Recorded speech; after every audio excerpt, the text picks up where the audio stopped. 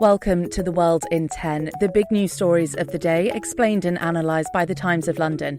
Today with Stuart Willey and me, Lou Newton. With President Biden making one of his strongest rebukes yet of Israel's Prime Minister, we ask our correspondent, what leverage does the US have as the push for a ceasefire grows?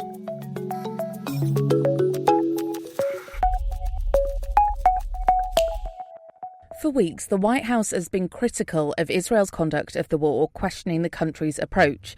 The latest comments came in an interview broadcast on Tuesday night, the US president hitting out personally at Benjamin Netanyahu. I think what he's doing is a mistake. I don't agree with his approach. I think it's outrageous. What I'm calling for is for the Israelis to just call for a ceasefire.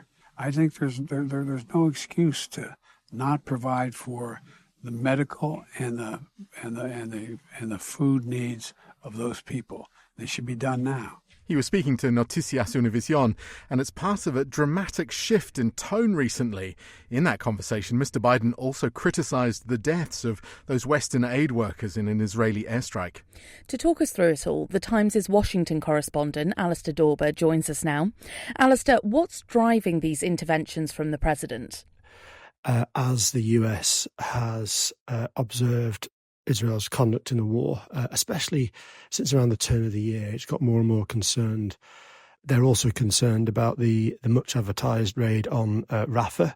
But also there's a domestic concern too. Muslim voters in the US tend to vote Democrats. I mean, obviously, we've got a presidential election here in November, and there have been lots of protests about President Biden's stance on the war. And in places like Michigan, which is a crucial swing state, there's got a high Muslim population, and no American politician, especially in a presidential election year, will keep their finger off the pulse of domestic attitudes. And there are plenty of members of Congress now, even members of the Senate, who are questioning Israel's conduct and questioning whether, for example, the Americans should be sending more military aid, military equipment. Alistair, you mentioned the US sending aid and military equipment. Is that the only leverage Mr. Biden has to actually change Netanyahu's actions? There was a phone call last week between Biden and Netanyahu, which was said to be terse. It lasted about 30 minutes. And during that phone call, Biden expressly ordered Netanyahu to change course. And very quickly, the Israelis turned around and said there'll be more humanitarian aid getting in.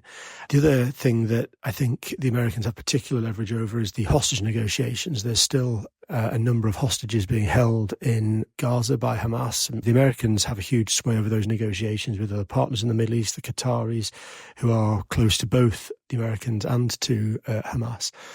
So in that sense, Biden has a key role to play.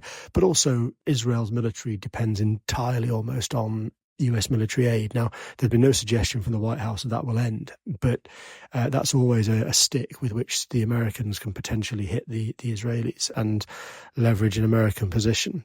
Netanyahu famously has fallen out with a number of American presidents, particularly Democratic presidents, Bill Clinton, Barack Obama in particular, and it would appear that his relationship with President Biden, while lasting many, many years, is beginning to fray a little bit. Alistair, thank you so much. America's top diplomat, Anthony Blinken, says he expects talks next week between the US and Israel over the threatened operation in Rafah, where over 1 million civilians are holed up. Many of them today are marking Eid al-Fitr, the Muslim holiday at the end of Ramadan. After 6 months of war, this mother has been visiting her son's grave. She says, last year's Eid was one of the best of my life, with my son beside me. I wish he was here now. Everything good in my life has gone.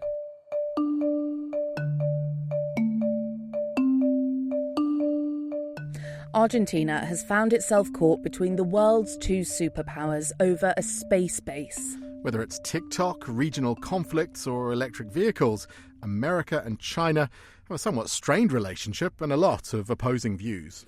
And now the US has raised concerns over a space tracking station. It's run by the Chinese military, but it's situated in the middle of Argentina. The facility itself was built by China over a decade ago on land it's been leasing for over 50 years. It's one of China's 3 deep space monitoring antennas. Last week, Argentina's President Javier Milei announced a review of the facility, and that was prompted by the US ambassador giving an interview where he said Argentina actually have no idea what's going on inside it. Then Milei happened to meet with the head of the US Southern Command, and that covers Latin America, and he was gifted an American military aircraft for Argentina's Air Force. President Milei is in a difficult position because during his election campaign he took a really harsh stance against China, talking about ending relations with the communist country. In reality, though, Argentina's struggling economy relies quite heavily on China. Now, one source within the Argentinian cabinet has backed the US's concerns, saying the contracts signed for China's space base were strange. But at this moment in time, it feels rather unlikely that Milei would take a chance on an economic hit, especially given that China's the second biggest buyer of Argentina's exports and is a crucial source of foreign money because of a multi-billion-dollar currency swap last year.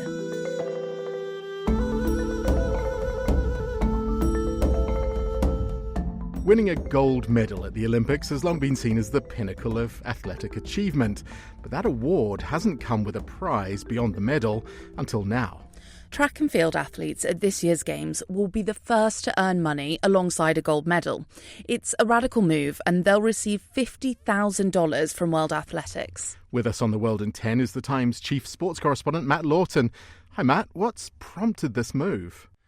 I think what's prompted it is the fact that Lord Coe, the president of World Athletics, looks at this from his position as a former athlete, a guy who won 2 Olympic gold medals all those years ago, back in 1980 and 1984, and realises that it really isn't right that the Olympic Games, given how much it generates, billions in television revenue, sponsorship revenue, none of this money ever goes directly to the athletes. And he's also dealing with a situation, with running his sport where there isn't a lot of money knocking about for the individual athletes, certainly compared to a lot of sports. Now, the fact of the matter is, you look at this $50,000 if you win an Olympic gold medal and how hard that actually is to win an Olympic gold medal.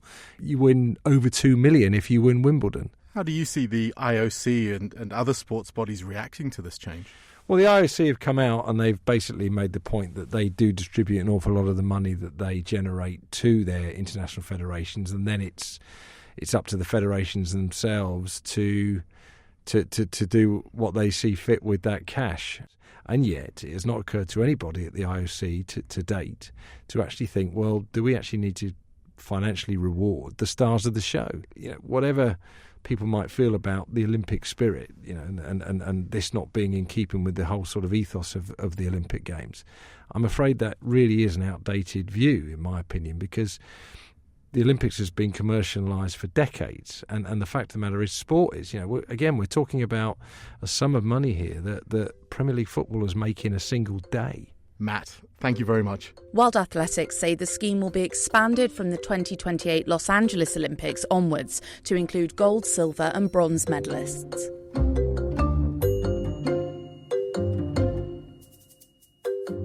What content children consume is important, and recently there seems to have been a real clampdown to limit the chances of kids seeing inappropriate stuff online. And it's not just the internet. Books, specifically those in school libraries, are being targeted and banned. How much should the contents of a library be controlled? The book Gender Queer, a memoir by Maya Kobabe, is a graphic novel that recounts an adolescent journey of self-discovery.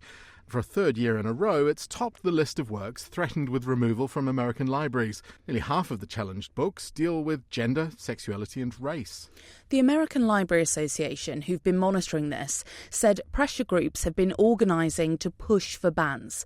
Some states have taken a strict stance on it. For example, in Missouri, it's a legal issue, with state law law saying that giving explicit sexual material to students would result in a hefty fine or up to a year in prison, which led to the Missouri Association of School Librarians to ban a graphic novel version of The Handmaid's Tale by Margaret Atwood because just one page depicted a forced sexual act, and they felt that went against the law. Among the other most commonly banned books is The Perks of Being a Wallflower by Stephen Chbosky. With a Times digital subscription, check out the full list and see if any of your favourite books are banned. Well, that's all we have time for today, but thank you for taking 10 minutes to stay on top of the world with the help of the Times of London. We'll see you tomorrow.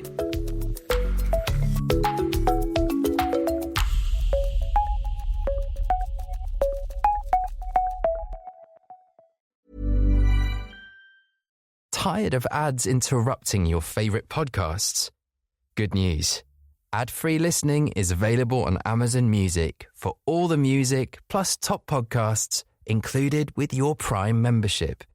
Start listening by downloading the Amazon Music app for free or go to amazon.co.uk/ad-free podcasts. That's amazon.co.uk/ad-free podcasts to catch up on the latest episodes without the ads.